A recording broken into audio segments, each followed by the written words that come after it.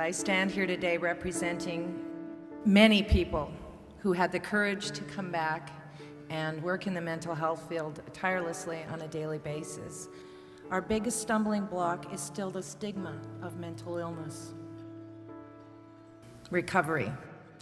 It's a word we don't often hear in conjunction with mental illness, but with proper diagnosis, a self-directed treatment program, love, support, a spiritual path, meaningful work, and acceptance in the community, some measure of recovery is possible.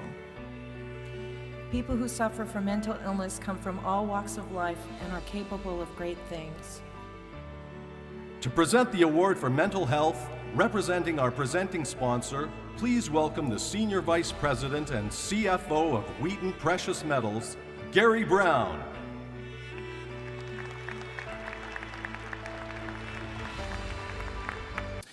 I'm sure that we're all excited to meet this year's award winners.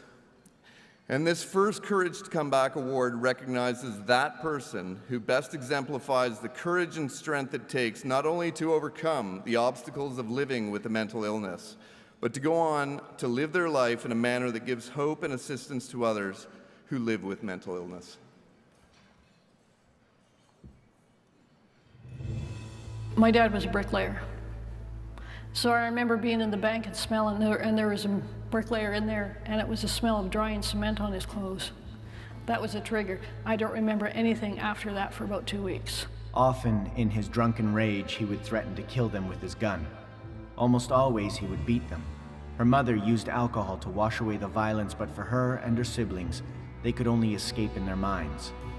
It's what she would do. Escape to somewhere else, be someone else when he sexually abused her. She didn't cry because no one would comfort her. There was no safe place, no love, no one to protect her from her own family. Those who were supposed to take care of her only hurt her. When she first wanted to die, she was 4 years old. Her name is SUZANNE VENUTA. As a child, SUZANNE survived by stealing food. An undiagnosed learning disability made schoolwork a nightmare, and she was bullied at school for being stupid, for being poor. But this was nothing compared to the abuse at home, physical and sexual violence that overwhelmed her. By 12 years of age, she was drinking to forget, to stop the voices in her head telling her she was worthless, that she didn't matter, that she deserved it. Against all odds, she graduated from high school, got married, and moved to Ontario. He was in the military. She was pregnant. She hoped that her life was finally changing. She hoped she had a future that would allow her to forget her past. The flashbacks began when her son James was a toddler, the same age that she had been when her father began abusing her. The memories were overwhelming, paralyzing her as she struggled to move forward under the heavy, wet blanket of anxiety and depression. Her marriage ended.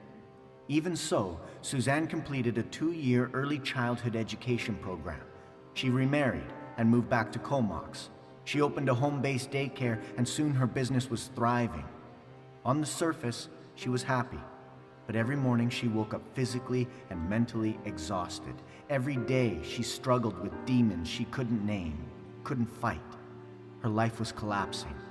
It seemed like only a miracle could save her. In 2001, SUZANNE collapsed under the weight of severe depression and anxiety. She was admitted to hospital. She began therapy but was incorrectly diagnosed. She couldn't work. Her husband struggled to keep up, but they lost their home. It was her rock bottom, SUZANNE says. A powerful statement from a woman who had lived in the darkest places the human spirit can experience. After 2 years of therapy, SUZANNE was finally diagnosed with dissociative identity disorder at the age of 44. After a lifetime of swimming in an ocean of pain, SUZANNE could finally start to heal. Dissociative identity disorder happens when children are unable to process the complex emotions that come with trauma. Their brain creates different personas to deal with different situations. SUZANNE had one persona that helped her hide from her raging father, another persona for when she was sexually abused. SUZANNE's personas took over even when good things were happening, and she would have no memory of those events. And so she began working through the abuse she had suffered, peeling back layer after painful layer to expose the deep wounds that she had been hiding for so long. She had to retrain her brain to feel emotion, both good and bad. She had to face the source of her suicidal thoughts. She had to learn how to cry. Imagine not shedding a single tear in over 40 years. Yet step by step, Suzanne began to feel hope. She was making progress.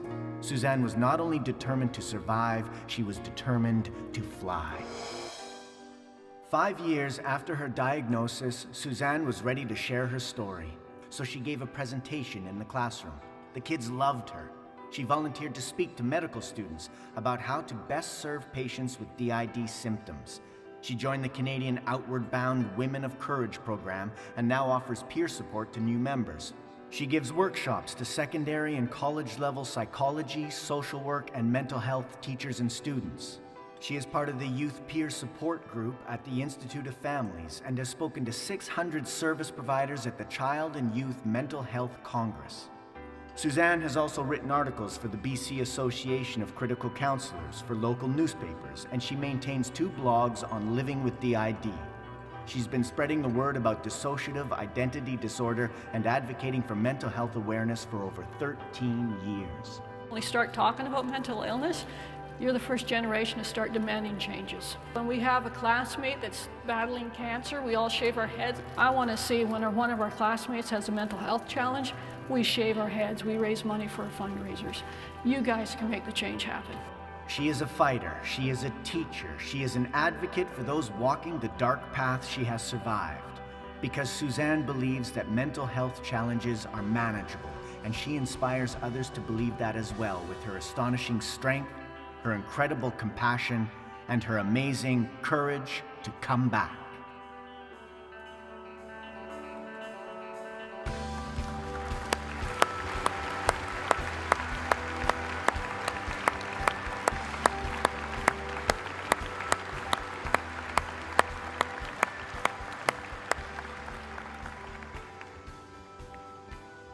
Sorry. I don't have, there we go. Ladies and gentlemen, the 2018 Courage to Come Back Award recipient for mental health, Suzanne VENUTA.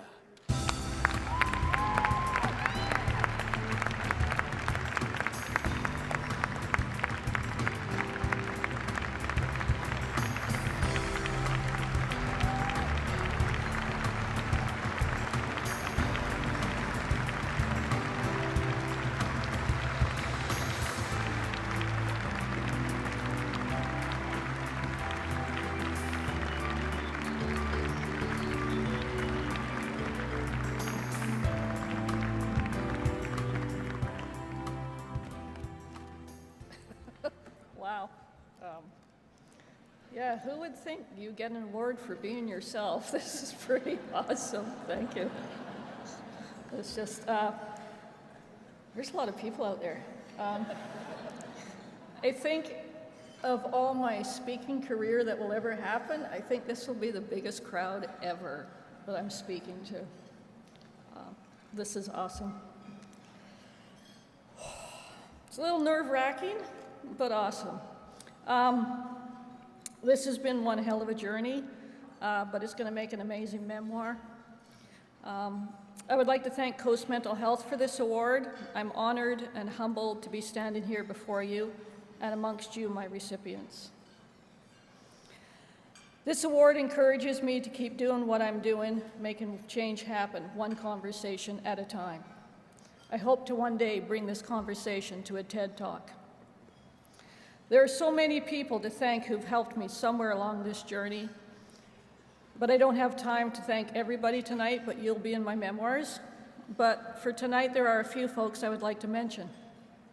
To all the professionals who have and continue to support me on this journey, they have been and still are often shunned by their own colleagues because of the disbelief and misunderstanding of this condition. I am proof of what can happen with the correct diagnosis and support. To Outward Bound Canada Women of Courage program, my Dragon Boat team, and my Ringette team. Comox Valley Cougars. And the ladies I golf with, there is nothing as powerful as a healing, supportive group of women.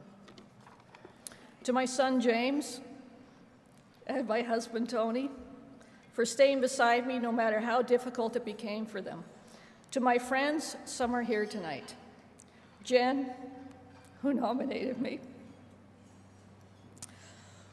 Laurel, my best friend of 20 plus years. Hey, it took me years to learn how to cry. This is good. Sherry.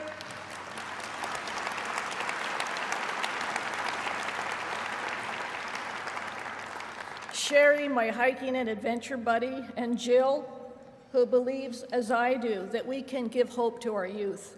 Through all my struggles, pain, and doubt, you have all held a light to help guide me out of the darkness. For this, I will be forever grateful. When I was first diagnosed, I never imagined I'd be where I am. Like, seriously? Look at me here. And people often ask me why I do what I do. If there's only one thing that you remember from my speech tonight, may it be this, that connection saves lives. It did mine. Connections are what holds hope together, and remember that bit, because hope allows us to dream. Connections don't cost a lot of money. They can be big, small, or what I call micro-connections, those tiny, seemingly irrelevant moments that take seconds but leave a huge impact. In those moments, these connections seem to pull back the anger, shame, pain, self-doubt, and shine a light into a darkness. It shows us a goodness and strength within ourselves that we didn't even know existed. These nuggets can then be pulled out when we need them and remind us we are of worth, we are of value, and someone cared. Connections create hope, hope creates possibilities, and possibilities create dreams. As a child, I had a dream to go to Ireland. This is a land that has called my soul since I was 10 years old, before I even knew there was any ancestral connections. But I believed it would never happen. Life had already taught me that the world was not safe and dreams come true for others, but not for me. But after saving for 10 years and in less than 36 hours, I'm hopping on WestJet and I'm going to Ireland.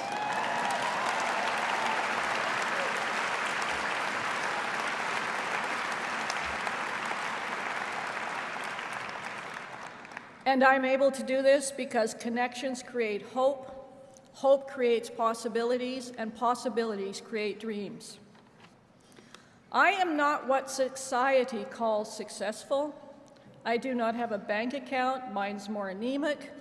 I do not and will likely never own a home again.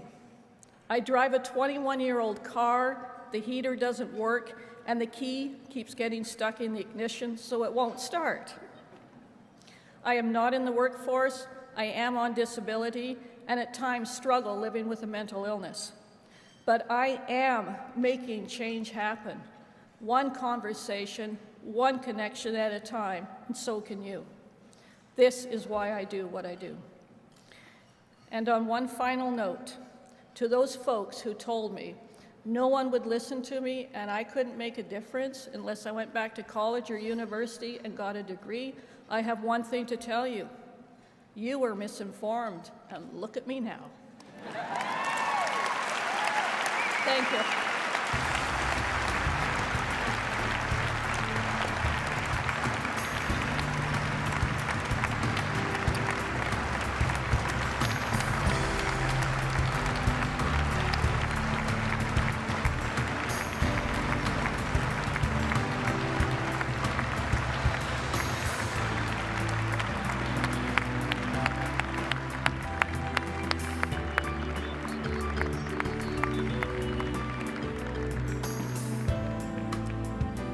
Thank you, Suzanne.